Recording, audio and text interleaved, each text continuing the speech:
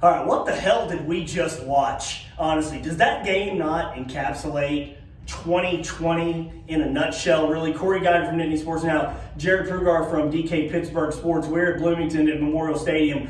We're going to wrap up Penn State's game against Indiana, 36-35 loss. Hey, Jarrod, look, to me, that two-point conversion should not have counted. I watched the replay 50 times. I've seen up close. To me, that did not look like a successful conversion. I thought the ball hit the white of the out of bounds first, and I think Penn State should have won this game.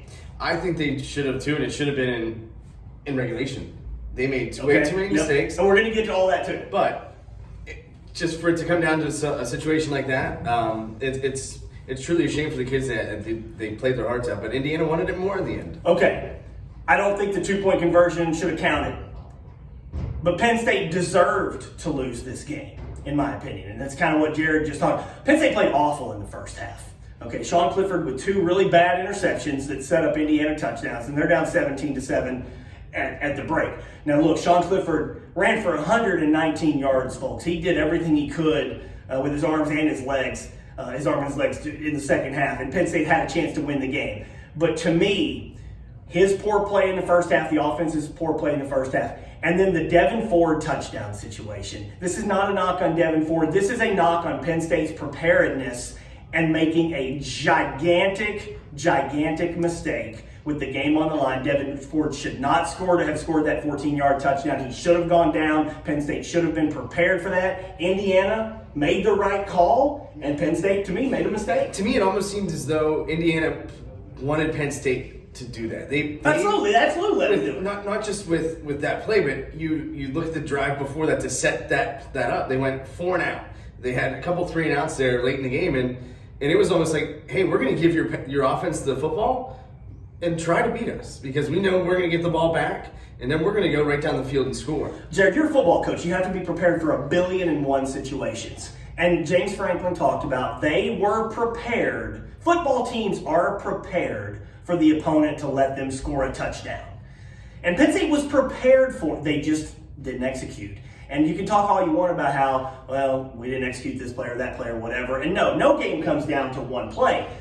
But if they take some knees there, Penn State wins this game, and we're not even talking about a two-point conversion. You take over with 1 minute and 47 seconds. Indiana has a timeout. Yeah. But if I'm Devin Ford, though, from a human perspective, I see that wide open end zone. No, you can't score. You can't score. And everything else, it goes into that tunnel vision. That's what we're talking about here. Devin Ford's a sophomore. The coaches have been in this game too. James likes to talk. He's coached for 25 years. He has to tell everybody, don't score, don't score, don't score, don't score, don't score. You're right. You're a coach with young men. He's a young man. I'm very competitive. You get the ball, you want to score. You can't score. You cannot score in that situation. And so look, to me, I think they got the play wrong on the call wrong on the two-point play. But I do think Penn State deserved to lose this game because you got a ton of penalties, all kinds of special teams mistakes, and Indiana, hey, congratulations to them. That's their first win over a top 10 team in 33 years. They were 1-22 all time against Penn State before tonight. Right, and what's crazy too is they capitalized on the turnovers. They scored 10 points off them in the first half, and when you do that, you deserve to win the game. And it was a bizarre game. There were a lot of miscues from both teams. But Michael Penix Jr., he played his tail off and willed Indiana to that victory. Well, it's 2020. I mean, you and I were talking, we drove out here, and if you've watched college football around the country, the first few weeks for all these teams, we saw some crazy games and a lot of sloppy play. Now, this was one of the most ridiculously bizarre games of the college football season all year. But it was sloppy play. And I think that's what we've gotten from 2020, Jarrod, is, with all the emotions built up month after month, you're going to play or you're not going to play, and then you finally do play, and what you see is just a bizarre game. Right. No, they played uncharacteristic football. And James Franklin talked in his little Zoom after that's not a Penn State team that we're used to seeing under James Franklin. We talked about our trip up here, and we talked about preparation and how prepared James Franklin was. And maybe that was a little bit of foreshadowing because he wasn't prepared. The team wasn't prepared. And he did own it in the press conference. But of course, coaches are going to be the scapegoats when their players make mistakes. I think they've got some problems on offense. Noah Cain goes out in the first series with an ankle injury. We'll see how that goes, but he missed time with an ankle injury. And look, Devin Ford did okay. Kevon Lee did better than his freshman counterpart, Keziah Holmes. Those kids are going to be counted on a lot. But you lose Journey Brown, and maybe you lose Noah Cain. We'll see. And I already had major question marks about the wide receivers, Jarrod. Right. Everybody knows Pat Freiermuth is great, but who's going to make the big plays? Now, John Dodson did catch the 60-yard touchdown, but I think this offense, especially going up against Ohio State next week, there are a lot of questions with this offense. Right, and right now, obviously, we don't have any answers. We don't have that benefit of watching them play a MAC team or an AAC team or whatever. But I did like Parker Washington today. I thought his ball skills were very impressive. He had a touchdown in overtime.